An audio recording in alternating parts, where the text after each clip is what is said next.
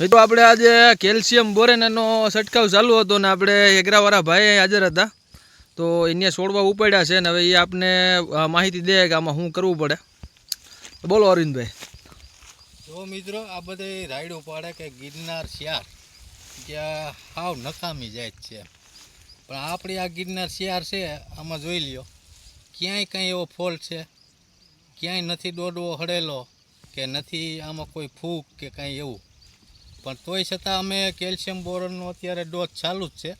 જો આ મજૂર છાંટે જ છે 3 અને એવું નથી કે ગિરનાર શિયારમાં છે, પણ અહીંયા હમણાં 32 નંબર મગફળી છે એમાં જોરદાર પ્રોબ્લેમ છે લ્યો, દોડવા હળવાનો અને ઓઈલોનો. એટલે આ બધા અમુક કે ભાઈ ગિરનાર શિયાર વવાય જ નહીં, એવું નથી. ગિરનાર શિયાર વાવવા જેવી જ જાય છે.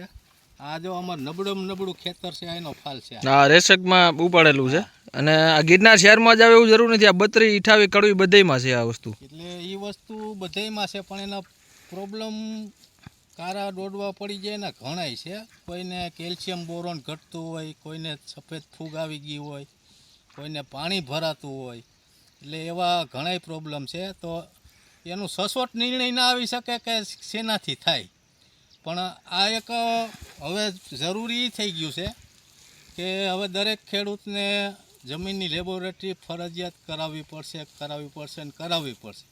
કારણ કે હવે બધી ઉણપ દેખાવા માંડી. અત્યાર સુધી આપણે બેફામ રાસાયણિક ખાતરો વાપર્યા છે, એટલે હવે એની નડતર ચાલુ થઈ છે. એટલે ફરજિયાત લેબોરેટરી કરાવી લેવી, જેથી કરીને આવા દોડવા હળવાના ને એવા પ્રશ્નો ના બને. તો આથી આપણી માહિતી. જય જવાન જય કિસાન. આપણે મિત્રો આ 32 નંબરમાં આવ્યા હતા, તો 32 નંબરમાં આપણે જોઈએ કે કેટલો હળો છે, અને 32 નંબર આમ તો આ પૂરી જ થઈ ગઈ છે. હવે આ જોવું આપણે આથી 32 નંબરનો છોડવો ઉપાડ્યો, આમાં જોઈ લ્યો ક્યાંય એકય દોડવો સારો છે. બધું આમાં જોઉં, તમે વિડીયોમાં દેખાય કે ના દેખાય, તો આમાં લગભગ હળો જ વધારે છે. ગારો છે એટલે દેખાય નહીં, પણ તમને પછી દેખાડે હું કે આમાં જો કેવા દોડવા છે.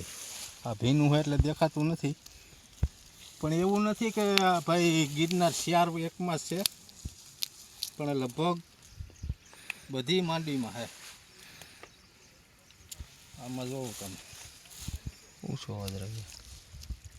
આ જોઈ લ્યો, દેખાય? આના દાણા જોઈ લ્યો, સીમડાઈ ગયા આખા. એટલે આમાં વધારે પડતું તો કેલ્શિયમ ઘટ્યું જ છે, અને બીજા નંબરમાં થોડીક ફૂગય આવી ગયેલી છે. ફૂગ આવી ગઈ એટલે પછી આ ભાઈએ થોડુંક પાણી પાયેલું, તો પાણી પાયું એટલે ફૂગનું જોર વધ્યું, એટલે ઘાએ ડલ થઈ. પછી બીજા ઓલી બાજુ પાણી નથી પાયું, તો અહીંયા આમ અસર દેખાય પણ આટલી નથી એમ. એટલે જો ધોરી ફૂગ આવી ગઈ હોય ને તો ભાઈ પાણી ના પવાય, પાણીમાં કંટ્રોલ કરી જવાય, એટલે ધોરી ફૂગ ત્યાંથી ઓછી પ્રસરે. બાકી તો પાણી પાયું એટલે ધોરી ફૂગ હોય એટલે તો જ્યાં પાણી જાય ને ત્યાં બધે લાગુ પડી જાય. એટલે મિત્રો એ ખાસ ધ્યાન રાખજો કે ફૂગને હિસાબે જો થતું હોય તો પાણી પાતા નહીં. આપણે આટલામાં વધારે પાણી પાઈ દીધેલું ફૂગ છે, અને ઓલી બાજુ પાણી નથી પાયું, તેમાં કંઈ ફૂગ બૂગ ઓછો છે. પણ આ ગિરનાર શિયારમાં જ છે એવું નથી, આ જનરલ ઓલ ઓવર બધી માંડવીમાં છે. હવે આપણે જાય આમ ઓછી જ્યાં પાણી નથી પાયું ને ત્યાંથી થોડો ઉપાડી છોડવો તો એ પીરો જ દેખાય છે, પણ જ્યાં પાણી નથી પાયું ને તો એમાં આટલી નુકસાની નથી.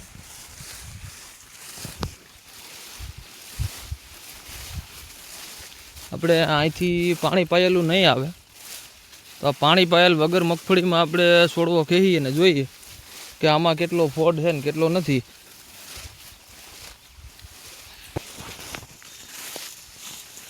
જો અહીંથી આપણે છોડવો ઉપાડીને જોઈ લઈએ, આમાં મગફળી ધોરી નીકળે છે, આમાં કારી નીકળે છે. આ આવું ચોખ્ખું રિઝલ્ટ છે કે જ્યાં પાણી પાયેલું છે અહીંયા આવા છોડવા થઈ ગયા, અને આ આવા છે.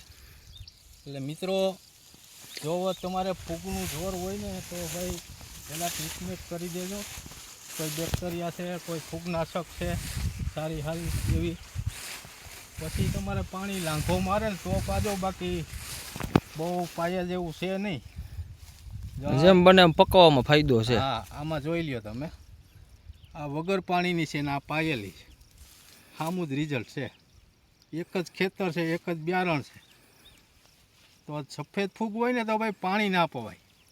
મહેરબાની કરીને તમે પાણી નહીં પાવો ને તો હજી આગળ જતી અટકશે, બાકી તો ખાઈએ ઘા ભાગશે. તો આ હતી માહિતી આપણી કે ગિરનાર શિયારમાં જ નથી પણ બધી માંડવીમાં છે, 32માં છે, G20માં જોવા જળે છે. તો આ આપણી માહિતી હતી એટલી કે પાણીનું ખાસ ધ્યાન રાખજો તમે, અને સારા એવા ડોઝ મારી દેજો દવાના, જેથી કરીને સારો માલ છે એ બગડે નહીં. તો જય જવાન, જય કિસાન.